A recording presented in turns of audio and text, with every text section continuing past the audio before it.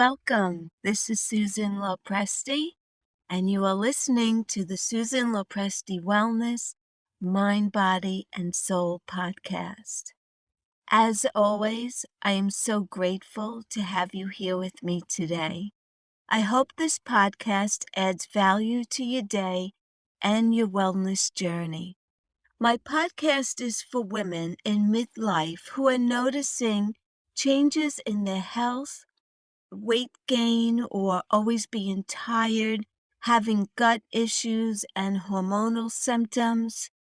If you're unhappy with the way you look and feel, I help women like you to reclaim your health and vitality through alternative healing modalities, which include but are not limited to adjustments in diet, lifestyle, movement, and emotional and energetic healing. And today I want to talk to you about simplifying our lives and letting go of stuff and how it relates to our health and our well-being. When I talk about stuff, I'm talking about two kinds of stuff. The first kind of stuff that I'm talking about is emotional stuff or emotional baggage. It can stem from childhood or it could be generational. Whichever it is probably holding you back from living your true, authentic self. And the second type of stuff is the tangible stuff like clutter that can be blocking energy from flowing freely through your home. When you have stagnant energy in your home, your life can become blocked from moving forward and manifesting what you want. When you clear the clutter, you open up the energy and allow it to flow freely, and you will begin to see improvements in your life, and you will begin to manifest more of what you want.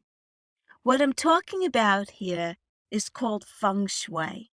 And Feng Shui is an ancient Chinese art form that's used to create greater health, wealth, and happiness. The improved wellness through Feng Shui is created by organizing an environment in a way that enhances the flow of life force or qi. Qi is life-giving energy that unites our body, mind, and spirit. I believe so strongly in this philosophy, and I utilize it in my health coaching programs. And because I believe in it so strongly, I even named my company around the philosophy of this way of thinking. The name of my company, Susan Lopresti Wellness, Mind, Body, Soul. Back to Feng Shui, it's through the art of placement. Feng Shui provides a space that allows qi to flow most naturally. There are many techniques for enhancing the energy flow in an environment, and I'm not a Feng Shui practitioner, but I can share my own personal experience with you today of how Feng Shui improved my life, both emotionally and physically, and removed the obstacles that were holding me back. I was first introduced to Feng Shui in the year 2000. I was at my job in the corporate world, and the company would host these seminars that they called Lunch and Learn seminars. And I went to one about the topic of Feng Shui. I was mesmerized throughout the entire 2-hour talk. And at the end, the facilitator handed out her book to each one of us. When I got back to my desk that day, I had the book on my lap underneath my desk, and I just kept reading.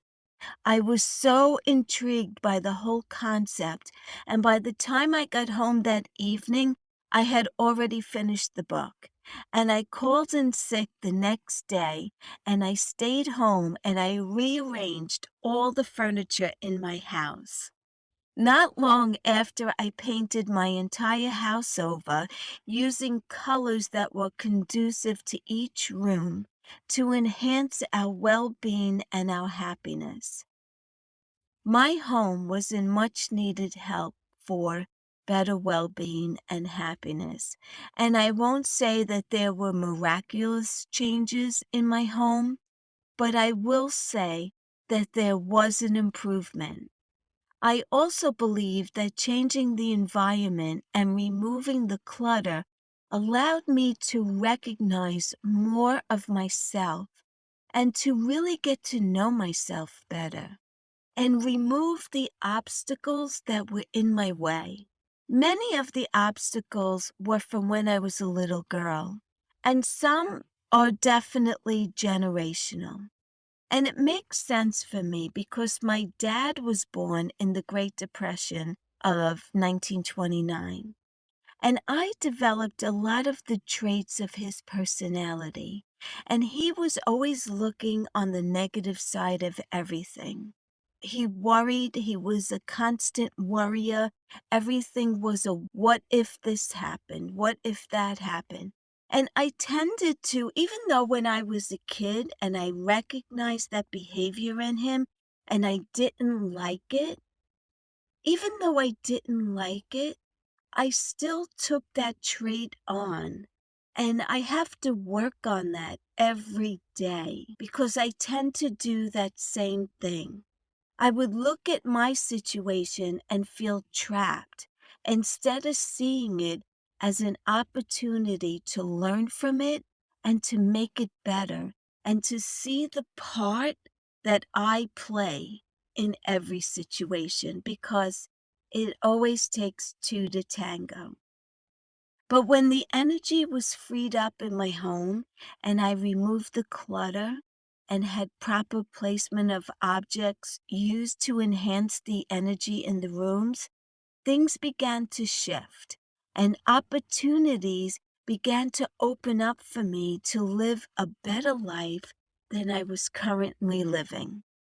When I started decluttering my home, I felt less scattered and confused.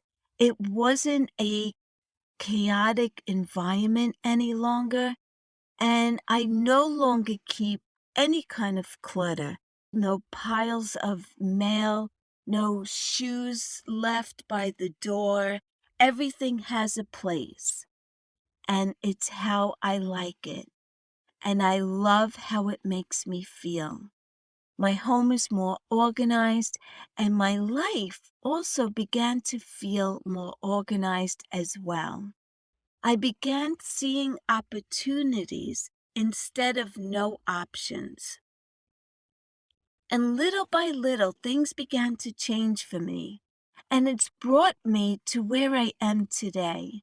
And I know it sounds crazy to some, but I'm telling you, if this resonates at all with you, look into Feng Shui further. Feng Shui is one way to enhance your life and your relationships with others. When energy flows smoothly, your life is a lot more manageable.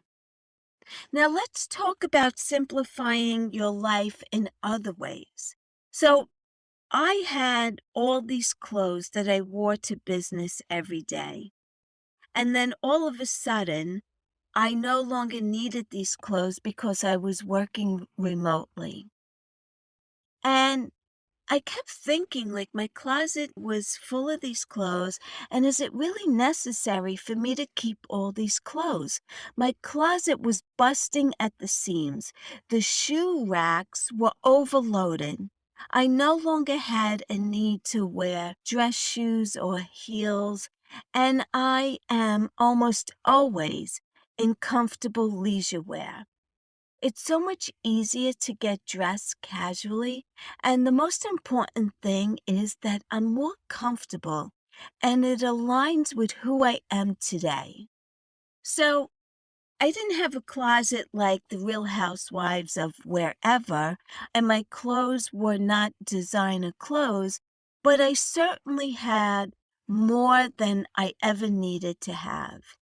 And as I began the process of clearing out my closet, what I began to realize is that less is more, and I have simplified my life so much since I started the whole process.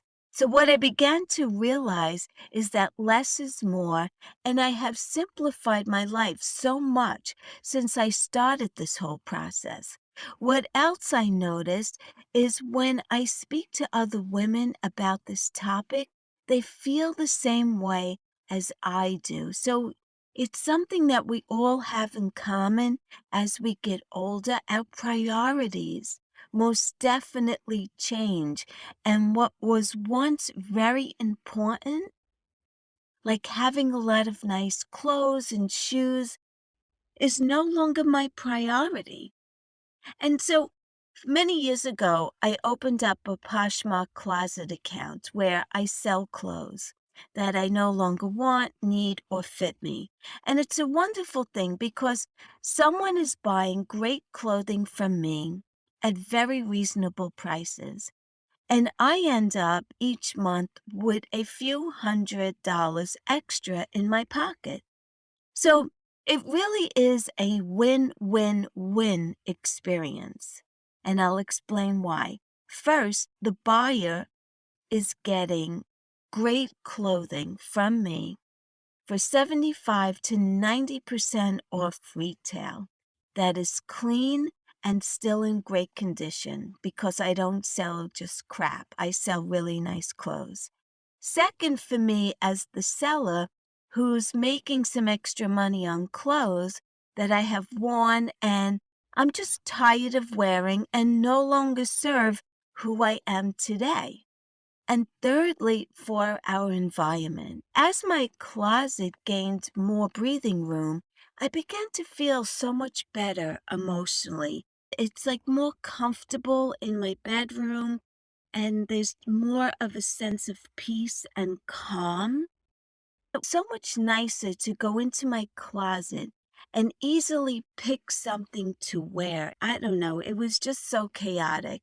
And I kept everything that I absolutely love and I knew that I was going to wear. But if I came across something in my closet as I was sifting through all my clothes, and it's something that I hadn't worn longer than I could remember, then I would put it up for sale. So once I simplified and organized my home, I decided to look at other areas of my life that were adding to my to-do list. And I decided to do away with getting weekly mani-pedis.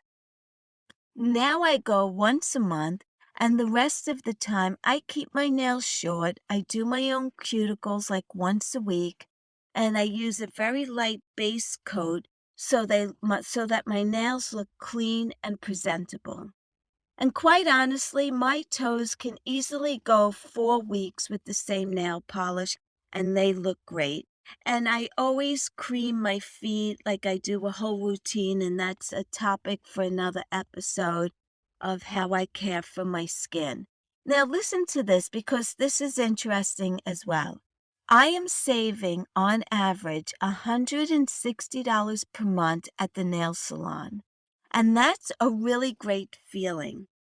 And I'm saving approximately $1,920 annually by cutting back on my manicures and pedicures. Another thing is I no longer go to the hair salon to have my roots done. My hairdresser was nice enough during COVID to share with me the color that he uses to color my grays. And now I buy it and I do it myself. That's another $75 a month in savings. It doesn't sound like much, right? But it equals $900 annually. So from those two things, I now save $2,820 per year. I won't even try to figure out how much I'm saving by not buying so many clothes and shoes every year. I don't know about you, but these changes have made a significant impact on me. I began to realize how less is more.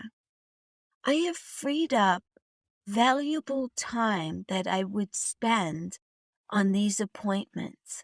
And yes, don't get me wrong, it's great to be pampered. And I'm not saying that I'm giving it up entirely, but what I am doing is limiting the amount of time and money spent on these appointments. And it feels so good. I used to enjoy a weekly mani-pedi, but when it began to feel more like a chore than a pleasure, it was just like another added thing to my to-do list, and it was no longer pleasurable. And as I'm getting older, I don't want a lot on my to-do list. I want to do with my time what I want to do with it. And I find that having a simpler life with less complications, the more you can actually enjoy your time of life and free it up with the things that you enjoy to do. It frees up your time and your energy. So these are just basic examples of simplifying your life, and that will look differently for everyone on here who's listening today. But it really is something to think about.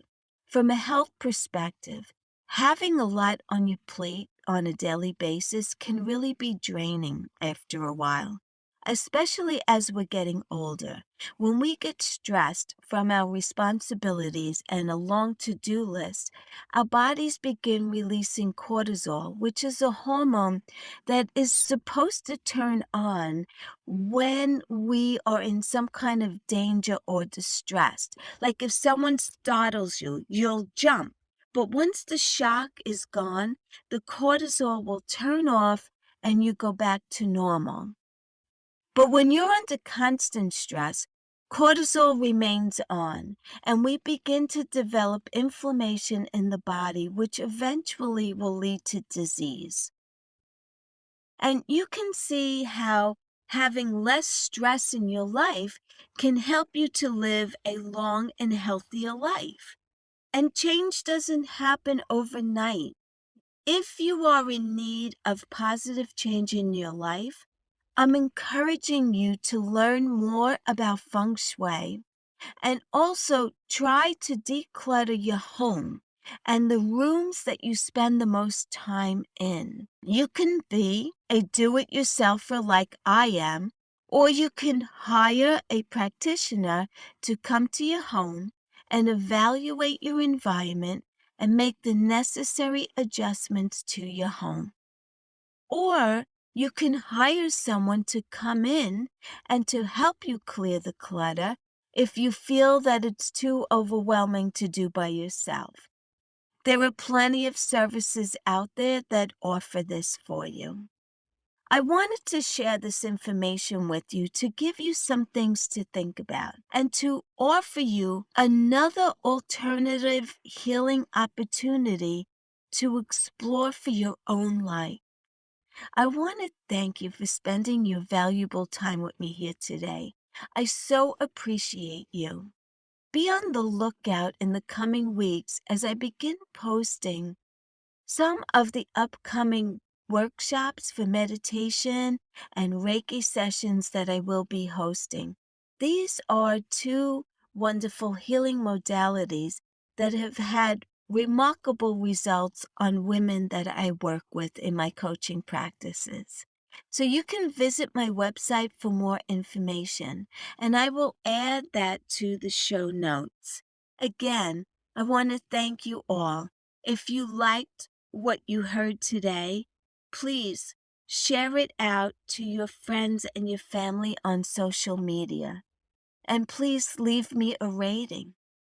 I would so greatly appreciate that. Until the next time, stay happy and stay well. Bye for now.